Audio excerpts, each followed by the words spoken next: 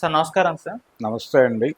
Sir 'great Andhra' మూర్తి గారి పైన film ఛాంబర్‌లో మంచు లక్ష్మి గారు కంప్లెయింట్ చేయడం జరిగింది సార్. అంటే బాడీ షేమింగ్ చేశారు ఇంటర్వ్యూలో అని చెప్పేసి.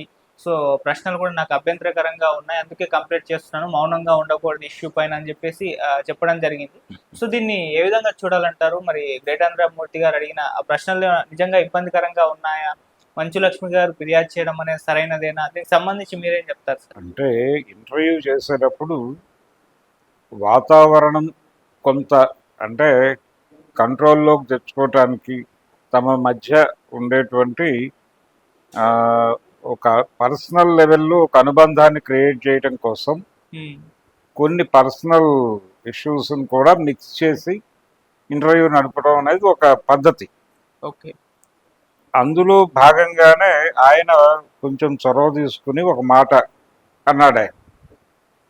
అంటే ఏజ్ పెరుగుతోంది కదా, ఈ రకమైన కాస్ట్యూమ్స్ అవసరమా అన్న ధోరణిలో మాట్లాడాడు. ఆయన ఆయన ఇంటెన్షన్ ఏదో దుర్మార్గం అయి ఉంటుందని నేను అనుకోవడం లేదు, కానీ ఆ మాట అనటం మాత్రం తప్పే. నిజానికి చాలామంది చాలా సందర్భాల్లో ఆడపిల్లల కాస్ట్యూమ్స్కి సంబంధించి వస్త్రధారణకు సంబంధించి రకరకాల అభిప్రాయాలు వ్యక్తం చేసి గతంలో అంటే పర్టికులర్గా మహిళల ఆగ్రహానికి గురైనటువంటి సందర్భాలు అనేకం ఉన్నాయి. అయినప్పటికీ రిపీటెడ్గా ఈ అభిప్రాయం దొర్లుతోంది. అంటే ఎక్కడి నుంచి పుట్టింది ఆ మాట? ఊరికనే రాలేదు ఆయన నోట్లో నుంచి. దానికి ఒక వెనక నేపథ్యం ఉంది. మూర్తి గారి ప్రశ్న వెనకాల నేపథ్యం ఏమిటంటే, ఆడపిల్లల మీద జరుగుతున్నటువంటి రకరకాల దుర్మార్గాల గురించి ప్రపంచం మాట్లాడుతుంది, కానీ వాళ్ళు వేసుకునేటువంటి వాళ్ళు వస్త్రధారణ ఏమిటి అని మాట్లాడతారు. ఆ బ్యాకప్ ఉంది ఆయనకి. ఆ బ్యాకప్లో నుంచి ఆ మాట మాట్లాడేశాడు. ఆవిడ క్వశ్చన్ చేసింది ఇమ్మీడియట్గా ఆ మాట అనగానే. ఏం మహేష్ బాబుని అడగచ్చు కదా ఇదే ప్రశ్న, ఆయన కూడా 50 దాటిపోయాడు కదా, ఇంకా షర్ట్ తిప్పి తిరుగుతున్నావేంటి, కండలు చూపిస్తున్నావేమిటి అని అడగాలిగా, మీరు ఎందుకు అడగరు అన్నాడు. అది కరెక్ట్ క్వశ్చనే. అంటే పురుషాధిక్య సమాజంలో మనం ఉన్నాము. అంటే స్త్రీల మీద జరుగుతున్నటువంటి దాడులకి స్త్రీలే కారణం అని ఎస్టాబ్లిష్ చేసి, పురుషుల బాధ్యత ఏమీ లేదు, వీళ్ళు ప్రొటెక్టివ్గా ఉండాలి, వీళ్ళు ఇంటి పట్టును ఉండాలి, రోడ్డు మీద తిరగటం ఏమిటి, మీరు రోడ్డు మీద తిరిగితే ఇలాంటివి జరుగుతాయి అంటే జరగటం అనే దాన్ని యాక్సెప్ట్ చేస్తున్నారు. వాళ్ళు ఏదో వాళ్ళ బట్టలు వాళ్ళు వేసుకున్నారు, వాళ్ళ వస్త్రధారణ, దానిలో నువ్వు చెడు వెతుక్కుంటున్నావు కాబట్టి నీకు చెడు కనిపిస్తోంది. నువ్వు చెడు ఎందుకు వెతకాలి? వాళ్ళు ఏదో వాళ్ళ పద్ధతిలో వాళ్ళు వేసుకున్నారు అని ఎందుకు తీసుకోవట్లేదు? తీసుకోకపోవడం వలన వచ్చిన దరిద్రం కదా ఇది. ఆ భావజాలం మేట వేసుకుపోవడం వలన ఇంటర్వ్యూ చేసేటప్పుడు ఒక పర్సనల్ లెవెల్లో మాట్లాడితే కొంచెం వాతావరణం అనుకూలంగా మారుతుంది అనే ఉద్దేశంతో తన నేపథ్యంలో నుంచి ఆ ప్రశ్న అడిగి ఆవిడ దగ్గర ఇరుక్కున్నాడు ఆయన. ఒక రకంగా ఇరుక్కున్నాడు. ఆవిడ ఇమ్మీడియట్గా అటాక్ చేసింది. అక్కడే సారీ చెప్పేస్తే అయిపోయేది అది. అంటే అక్కడే గబగబా ఇమ్మీడియట్గా రియాక్ట్ అయ్యి ఈ భావజాలంలో నుంచి అంటే నేను ఇంటెన్షనల్గా అనలేదు, అన్ఇంటెన్షనల్గా అనేసాను, అన్ఇంటెన్షనల్గా అన్నప్పటికీ తప్పే ఇది. ఈ తప్పు నేను అసంకల్పితంగా ఎందుకు చేశాను అంటే నా మెదడులో ఆ భావజాలం మేట వేసుకుపోయి ఉంది కాబట్టి మాట్లాడాను, దాన్ని నేను కరెక్ట్ చేసుకుంటాను, రెక్టిఫై చేసుకుంటాను అని అక్కడే ఒక కన్ఫెషన్ స్టేట్మెంట్ ఇచ్చేసి ఉంటే గొడవ ఉండేది కాదు, ఛాంబర్ దాకా వెళ్ళేది కాదు విషయం. కానీ ఆవిడ ఫైట్ చేయాలని అనుకోవడం అనేది పాజిటివ్ అంశం. ఈ విషయం లేవనెత్తి మాట్లాడటం అనేది తప్పేం కాదు. గతంలో యేసుదాస్ గారు కూడా ఇలాంటి వ్యాఖ్యలే చేశాడు. సింగర్ యేసుదాస్ గారు ఆడవాళ్ళ వస్త్రధారణ మీద ఆడపిల్లల వస్త్రధారణ మీద మాట్లాడే రైటు ఎవరిచ్చారు వీళ్ళకి?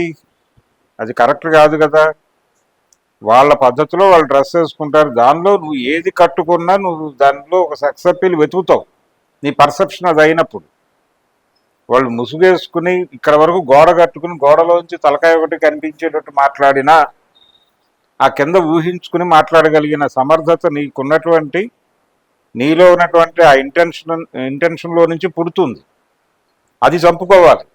అది లేకుండా విచక్షణ అనే నరం చంపేసుకుని నువ్వు చూసే దృష్టికోణంలో తప్పు ఉండి నువ్వు చేసే తప్పులకి వాళ్ళని బాధ్యుల్ని చేసి మీ మీద జరుగుతున్న దాడులకు మీరే బాధ్యులు, మీరే బాధ్యత స్వీకరించాలి. మీరు అసలు ఏమీ కనిపించకుండా కప్పేసుకుని తిరగండి, అప్పుడేం జరగదు. అంటే అలా కప్పుని తిరిగిన సందర్భాల్లో జరిగిన దాడులు ఎన్ని లేవు? మీరు క్షమించారా? లాగి చీల్చి చింపి మీరు చేసిన దారుణాలు మామూలు దారుణాలు కాదు కదా. అందుకని ఇది పురుషాధిక్య సమాజము, దాని తాలూకా భావజాలము మెదళ్లలో మేటేసుకుపోయి దాన్ని కడుక్కోవాలని అనుకోకుండా అది పైగా కరెక్ట్ అని నమ్ముతూ, అది కరెక్ట్ అని చాలా బలమైన 100కి 150 టన్నుల నమ్మకం ఉంది ఆయనకి. ఆ 150 టన్నుల నమ్మకం ఉండటం వలన ఆ ప్రశ్న ధైర్యంగా అడగగలిగాడు. పైగా పర్సనల్ లెవెల్లో అడుగుతున్నాను నేనని ఫీల్ అయ్యాడు ఆయన. అంటే ఒక ఇంటి మనిషి తన కూతురునో లేకపోతే తన చెల్లెలనో ప్రొటెక్ట్ చేసుకునే ఒక అన్నగా ఒక తండ్రిగా భావించి అడుగుతున్నాను అని ఒక ఫీలింగ్కి గురయ్యాడు ఆయన. గురై అడిగేశాడు. అది నిజానికి గాయపరిచే ప్రశ్న అని అనుకోలేదు ఆయన. అనుకోనంతగా మ్యాటర్ వేసుకుపోయింది ఆయనలో. అందుకని కనీసం ఈ ఇన్సిడెంట్ నుంచి అయినా ఆయన గుర్తించి ఇది నేను తప్పు చేశాను అని ఎక్కడైనా ఒక కన్ఫెషన్ స్టేట్మెంట్ ఆయన ఓపెన్గా విడిగా వీడియో చేయొచ్చు. ఎక్కడేదో ఛాంబర్లో ఆవిడ కంప్లైంట్ చేశారు, ఛాంబర్ వాళ్ళు ఏదో పిలిచి విచారిస్తారు, ఇవన్నీ ఏదో ఆయనకి వారేదో శిక్ష విధిస్తారు, ఇవన్నీ జరుగుతాయని కూడా నేను అనుకోవడం లేదు.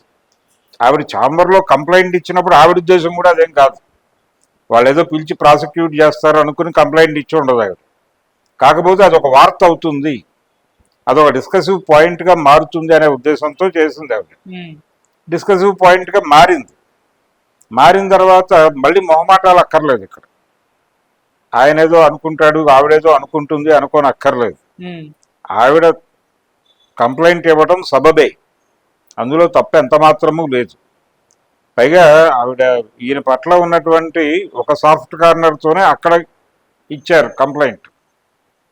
ఆ కంప్లైంట్ వాళ్ళు వేరే చోటకి ఫార్వర్డ్ చేయవచ్చు. ఏది జ్యుడిషియరీకి ఫార్వర్డ్ చేస్తే ఇంకొక రకంగా మారుతుంది అది సీన్. చేయొచ్చు, అది కూడా చేయొచ్చు, తప్పేం లేదు, తప్పుందని నేను అనుకోవడం లేదు.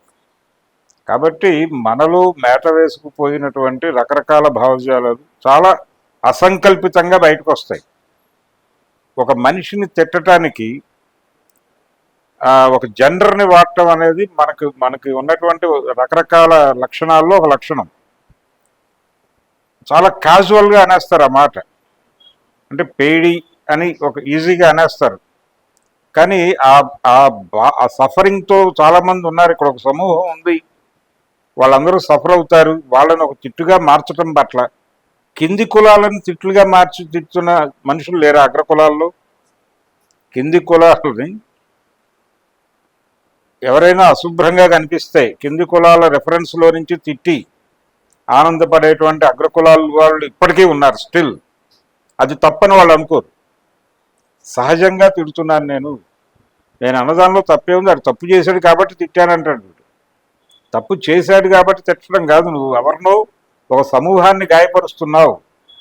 ఆ స్పృహ నీకు లేకుండా పోయింది. కనీసం వాళ్ళు ఒక సమూహము అది గాయపడుతుంది అనే ఇంగితం కూడా, విచక్షణ కూడా పోయింది మీకు. ఆ విచక్షణ అనే నరం తెగిపోయింది మీలో. తెగిపోవడం వలన ఈ మాటలన్నీ వస్తున్నాయి.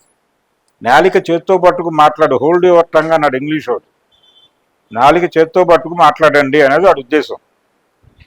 పక్క వాళ్ళతో మాట్లాడేటప్పుడు వారు ఏ సమూహానికి చెంది ఉన్నారు అనేది చెక్ చేసుకుని మాట్లాడాల్సినటువంటి సందర్భం ఖచ్చితంగా ఉంటుంది. వ్యక్తిని గాయపరచడం కాదు, సమూహాన్ని గాయపరచడం. ఆయన మంచు లక్ష్మి గారిని గాయపరిచాడని నేను అనుకోవడం లేదు. పర్సనల్ లెవెల్లో మంచు లక్ష్మి గాయపడి ఉంటే అలా రియాక్ట్ అయి ఉండేది కాదు. మంచు లక్ష్మి గారికి మూర్తి గారికి మధ్య గొడవ కాదు. ఈ దేశంలో పురుషుల మెదళ్లలో మేటేసుకుపోయినటువంటి పురుషాధిక్య భావజాలానికి ఒక మహిళ టార్గెట్ అయింది. ఆ క్షణంలో అది వ్యక్తీకరణకి గురైంది ఆ భావజాలం. అందుకని దాని మీద సీరియస్గా దాడి చేస్తే ఆయన మారతాడు. ఆయన్ని మార్చటం అనేది అవసరం. ఇది ఫ్రెండ్లీ కాంట్రడిక్షనే. స్త్రీ పురుషుల మధ్య ఉన్నటువంటి వైరుధ్యం మిత్ర వైరుధ్యమే అని చెప్పారు. శత్రు వైరుధ్యం, మిత్ర వైరుధ్యం అని రెండు వైరుధ్యాలు ఉంటాయి. శత్రు వైరుధ్యం అంటే నిర్మూలన ద్వారానే పరిష్కారం అవుతుంది. అవతల వ్యక్తిని నిర్మూలించకపోతే కుదరని వ్యవహారం. ఆ స్థాయి వైరుధ్యం ప్రబలినప్పుడు దాన్ని శత్రు వైరుధ్యం అంటారు. మిత్ర వైరుధ్యం అంటే చర్చల ద్వారా పరిష్కరించుకోవచ్చు. అది పదే పదే చెప్పడం ద్వారా సంస్కరించుకోవచ్చు. ఆ పదే పదే చెప్పడం ద్వారా సంస్కరించుకోగలిగే మిత్ర వైరుధ్యపు స్థాయిలోనే ఉన్నాడు అనుకుందాం ఆయన. ఇలా 10 మంది చెప్తే మారతాడేమో చూద్దాం. చాలామంది ఇలాంటి సందర్భం వచ్చినప్పుడు ఆయన్ని వ్యతిరేకిస్తూనే మరీ అలా అనేస్తాడే, కొంచెం జాగ్రత్తగా ఉండాలి కదా, అసలే ఆడవాళ్ళు వాళ్ళు ఇష్టం వచ్చినట్టు చెలరేగిపోతారు అని మళ్ళీ అదే అభిప్రాయాన్ని ఇంకోలా చెప్తారు వీళ్ళు, ఉమ్, ఈ వ్యాఖ్యాతలు కూడా.